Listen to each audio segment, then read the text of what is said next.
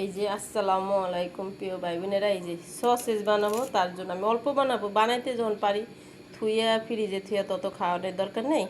অল্প বানাম, দিয়ে একবার খাইলেই শেষ জানি হয়ে যায়। তার জন্য সসেজ বানাইতে আমি বুকের এই গোশটা নিছি, এই আদা আর রসুন নিছি। আমি এটি কাইটটা ব্লেন্ডারে দিয়ে, এই যে কাইটটা নিছি, এখন আমি ব্লেন্ডারে দিয়ে দেবো।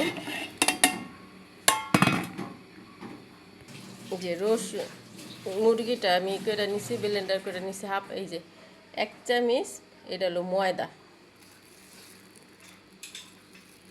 আর এই যে 1 চামচ কর্নফ্লাওয়ার,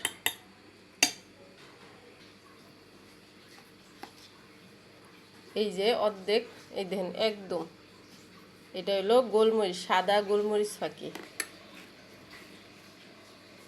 আর এটা হলো চিনি ফ্লেক্স, শুকনা মরিচ ফাঁকি।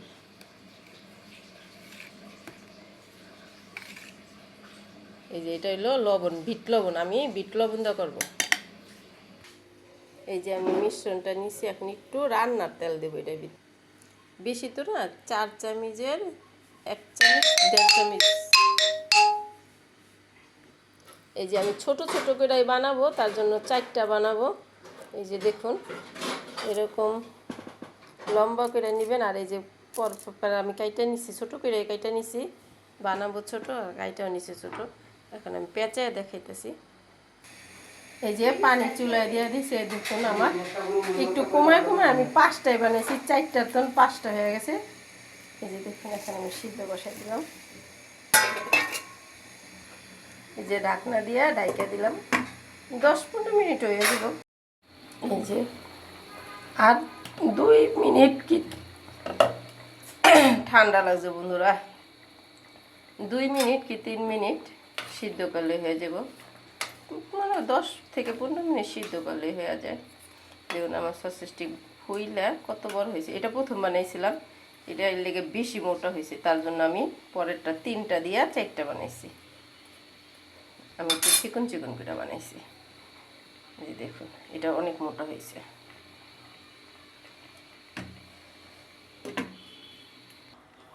সসেজ বানাইতে বানাইতে দেখুন, আমরা ঝাল মুড়ি মানে মুড়ি দিয়া চানাচুর দিয়ে খাইতেছি।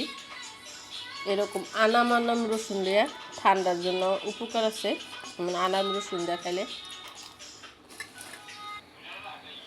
এই যে সিদ্ধ হয়ে গেছে, এখন আমি নামাই নেব। আর উঠার লগে লগে আমি ফ্রিজ থেকে ঠান্ডা পানি নামাইছি, এই যে ঠান্ডা পানির ভিতরে দিয়ে দেবো, আর নাহলে বেশি হয়ে যাবো গা। এখন এই যে এরকম ফ্রিজ থেকে ঠান্ডা পানি নামাইছি, ঠান্ডা পানির ভিতরে দিলাম, ঠান্ডা হোক তারপর আপনাকে দেখাই। এখন আমি উঠে লাগবো ঠান্ডা পানিতে।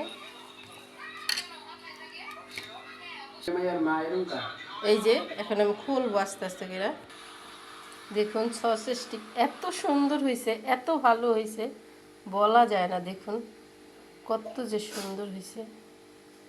এই সসেজটাই বাজার থেকে, দোকান থেকে কিনতে গেলে, শপিং হলের থেকে কিনতে গেলে কত টাকা লাগবে। একবার আপনারা বানান শিখবেন, বানাইলে যখন তখন বানায় খাওয়া যায়, যে ওই সময় মূল্যের সময় বানাই আপনারা ফ্রিজে রেখে দিতে পারেন। আবার দেখা যায় বা আমি বানাইতে পারি, আমি ফ্রোজেন করার দরকার নেই, একবার বানাইলাম 2বার 3বার খাইলেই তো যথেষ্ট। যদি ভিডিওটা ভালো লাগে লাইক শেয়ার সাবস্ক্রাইব করেন বন্ধুরা। আর একটু ফেসবুকে, আমার ফেসবুক একটা চ্যানেল আছে, ফেসবুকে যাই একটু ফলো দিয়ে দিন।